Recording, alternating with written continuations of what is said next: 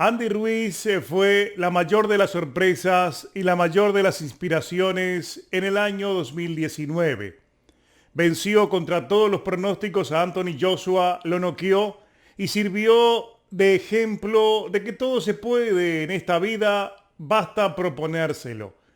El sueño, ese delirio de celebridad, duró exactos 6 meses y 6 días. En la revancha, Joshua hizo la pelea perfecta y le ganó por decisión unánime. Pero lo peor no fue la derrota.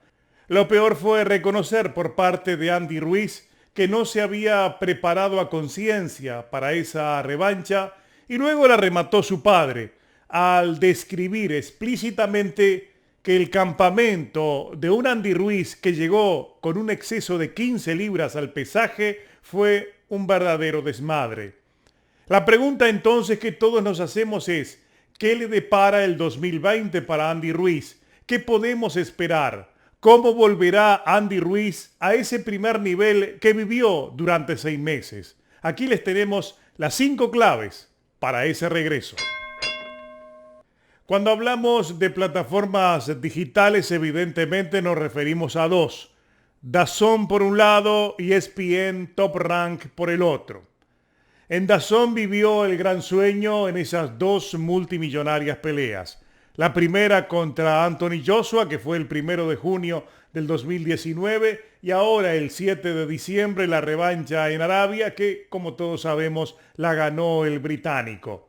DAZN ya no quiere saber nada con Andy Ruiz, y es de esperar que así sea. Por más que se habló de una tercera batalla, por más que se habló de una trilogía, para DAZN la presencia de Andy Ruiz fue nociva. Por un lado, le hace tambalear todo el negocio con esa imprevista victoria sobre Anthony Joshua en la primera batalla. Luego se ganó el odio de todas las casas de apuestas, evidentemente, por dos resultados totalmente a contramano de lo que se esperaba. Para la primera pelea se esperaba la victoria de Joshua. Para la segunda pelea, la mayoría de los analistas vaticinaba que ganaba Ruiz. Ruiz perdió. Por esa razón, olvídense de DAZN. ¿Qué pasa con ESPN? Tampoco ESPN puede tener algún interés en Andy Ruiz, y no es que no tenga interés en Andy Ruiz. Ocurre que Andy Ruiz se salió de su contrato con Top Rank para irse con Al Haymon y evidentemente ya perdió el vínculo con esa plataforma. Por eso durante este 2019 es muy difícil imaginarse a Andy Ruiz peleando con cualquiera de las dos plataformas digitales que en cierta medida están liderando el mercado.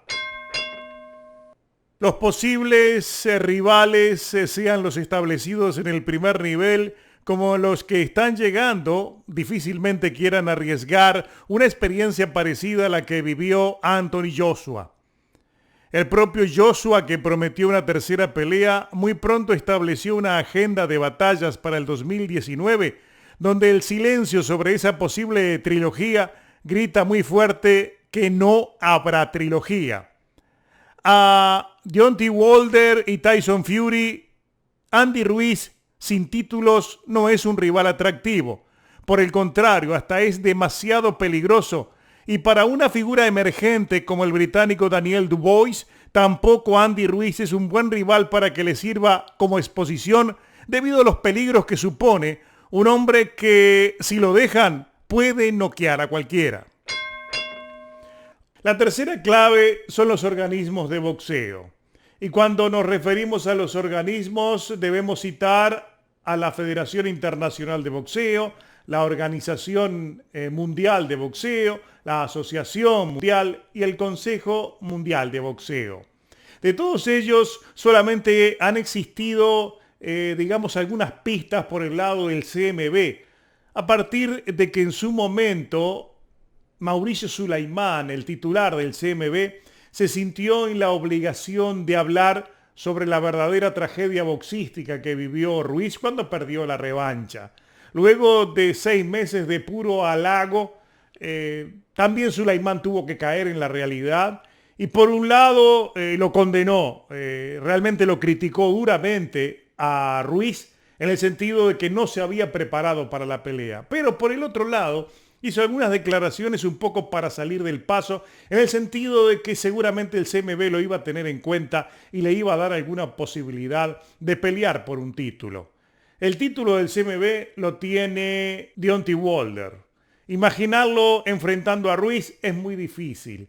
Luego están los mejores rankeados, donde el CMB no se va, al igual que las otras organizaciones, no se va a guiar por sus clasificaciones. Ya sabemos que el tema de clasificaciones de los organismos es algo muy sui generis, que se cambia, que se pone a uno, que se trae al otro. ¿Por cuál razón? Porque hoy día los organismos, los principales organismos, dependen casi enteramente primero de las promotoras y luego de las cadenas de televisión o plataformas, y en función de esos intereses ellos van a actuar en consecuencia. ¿Qué quiero decir con esto? Que cualquier decisión que tome la OMB, la FIB, la AMB y el CMB dependerá primero de lo que quieran hacer con Ruiz. Por un lado las promotoras, por el otro lado las cadenas de televisión o plataformas, y recién allí ellos decidirán si lo ponen de segundo o lo ponen en el quinto, donde sea. El asunto es que en esto no cortan ni pinchan los organismos sobre el futuro de Andy Ruiz. Esta clave seguramente es fundamental porque todo lo que pase en el futuro de Andy Ruiz dependerá en gran medida del propio Andy Ruiz.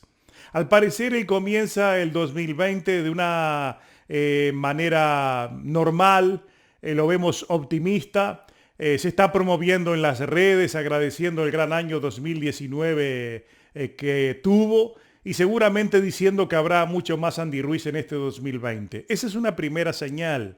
La segunda señal es que al parecer volvió temprano al gimnasio. Y por el otro lado está ese optimismo de la gente en ver la mejor versión de este Ruiz que supo ilusionar a demasiados fanáticos. Si él se prepara, si él llega a un peso, se establece en un peso adecuado, y en esto quiero recordar una entrevista reciente de Manny Robles, en el sentido de que dijo que el peso real, el peso en el cual se siente cómodo y puede pelear en sus mejores condiciones, anda allí por las 255 libras en el caso de Ruiz. Ruiz es un hombre que no ha respetado mucho en ese aspecto su tonelaje y siempre anduvo flotando entre 248 y 275 libras. Las 275 son un disparate, 248 como que se va quedando muy abajo, pero entre 250 y 260 anda en el peso correcto para mantener la velocidad. Él pese a su aspecto es muy rápido y además para mantener su pegada. En ese aspecto, con ese peso fue que venció a Joshua en la primera pelea. Si él baja un poco más, inclusive se vería mejor. Por esa razón, si Ruiz se dedica, si se mantiene en peso, si le pone ganas, si el dinero que ganó se olvida de él, evidentemente, y piensa en que debe mantener el hambre por lograr cosas o recuperar cosas en el boxeo, creemos que ese va a ser el primer paso, el fundamental, para volver a estar en ese primer nivel que lo tuvo por 6 meses y en el que todos, en realidad, queremos volver a verlo. Después de la determinación de Ruiz, la decisión que pueda tomar Al Haymon es la fundamental. Con Haymon, Ruiz firmó un contrato promocional a comienzos del 2019. Con él arregló, luego de desvincularse de Top Rank, al cual, según algunas fuentes, le habría comprado el resto de su acuerdo promocional. Es de suponer que por un tema obvio, el futuro boxístico de Ruiz dependa de las decisiones de Haymon. Al Haymon también tiene bajo contrato a otras figuras de la división pesada, como Deontay Wilder, Dominic Breazeale, el nigeriano Efe Ajagba, el británico Joe Joyce, el también peso pesado Gerald Washington, Charles Martin, el polaco Adam Kownacki, Michael Hunter y al cubano Luis Ortiz, entre otros. Se supone entonces que de ese grupo de boxeadores de la división máxima debería surgir el próximo rival de Ruiz. La pregunta es, ¿cuál de ellos y cuándo sería esa pelea? Sobre el futuro de Andy Ruiz, la conclusión parece obvia. Todo depende de lo que decida Al Haymon. Si tenemos en cuenta que es un empresario que querrá sacarle algún tipo de partido y beneficio a todo lo que se vio y logró y tuvo de exposición Ruiz en el año 2019, necesariamente lo vamos a ver por la cadena Showtime o seguramente por la cadena Fox, que son las que tienen contratos vigentes para distribuir sus carteleras tanto a nivel digital como en la televisión. Lo que ha sonado en estos días es la posibilidad de que Ruiz se enfrente al polaco Adam Babyface Kownacki, que tiene previsto volver al ring en marzo en el Barclays Center de Nueva York en una pelea donde no se conoce aún su rival. Se insiste precisamente que sería ante Andy Ruiz. Yo tengo mis dudas.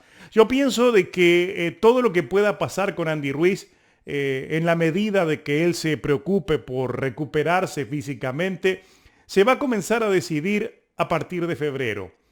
¿Y por qué digo esto? Porque necesariamente va a utilizar su momento de celebridad. Lo que ha logrado Ruiz lo va a utilizar Al Haymon. Y necesariamente, de acuerdo a lo que nos ha acostumbrado Haymon, no va a comenzar en el ring la recuperación de Ruiz, va a comenzar afuera. Y lo que tenemos en la agenda inmediata de Haymon es lo que va a ocurrir el 22 de febrero en esa mega cartelera que va a estelarizar Deontay Wilder en su revancha contra Tyson Fury. Ustedes no tengan duda de que durante esa cartelera vamos a ver en varios momentos de la transmisión, al menos en la de Fox o Showtime, a Andy Ruiz, tal vez comentando, tal vez hablando, pero él allí va a tener exposición pública. Seguramente ese día ya se va a empezar a hablar de su regreso a los cuadriláteros. Dudo que en ese momento se hable directamente de un rival, pero se va a comenzar a especular sobre quién lo va a enfrentar. Yo dudo que sea Kownacki. Yo me volcaría hacia uno de los rivales ya veteranos, que una derrota no importaría mucho en su palmarés y que necesariamente tienen el nombre suficiente para provocar algún tipo de atención.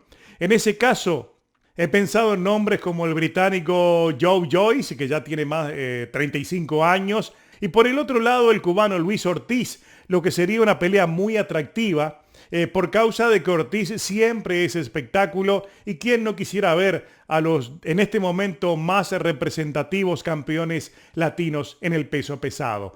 Pienso que por ahí va a transitar el futuro de la carrera de Andy Ruiz, enfrentando a alguien del establo de Al Haymon, seguramente Ortiz o Joyce o alguno de los otros que están allí, como Brisel, por ejemplo. Y seguramente después lo encaminarían a buscar algún título regional para traerlo de nuevo al primer nivel y que Ruiz siga siendo una referencia, un motivo de inspiración y además un motivo de recaudar buen dinero, porque necesariamente al ser el campeón latino que causó sensación en el 2019, será muy fácil colocarlo de nuevo en el primer nivel. Como sea, el futuro inmediato de Andy Ruiz lo decide Al Haymon, y lo que él decida no va a pasar del 22 de febrero. En esa pelea entre Fury y Wilder van a surgir muchas cosas, además del resultado de la misma. Vamos a saber también qué ocurrirá con el futuro de Andy Ruiz.